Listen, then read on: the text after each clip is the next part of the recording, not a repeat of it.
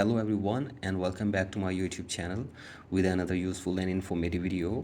So guys, in this video I'm going to show you how to delete a Facebook page in 2026. So guys, if you want to delete your Facebook page in 2026, here I will show you how can you do this. So guys, this is very basic and simple. You can easily do this.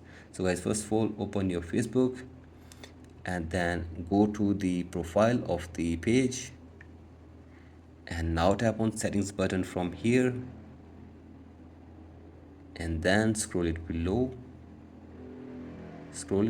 all the way, and from here tap on access and control, and from here you can see you can deactivate the page, you can unpublish the page, and you can also delete the page from here. So guys, simply check this to delete the page and tap on continue, and after this you have to simply follow the instructions and then your Facebook page will be deleted from here.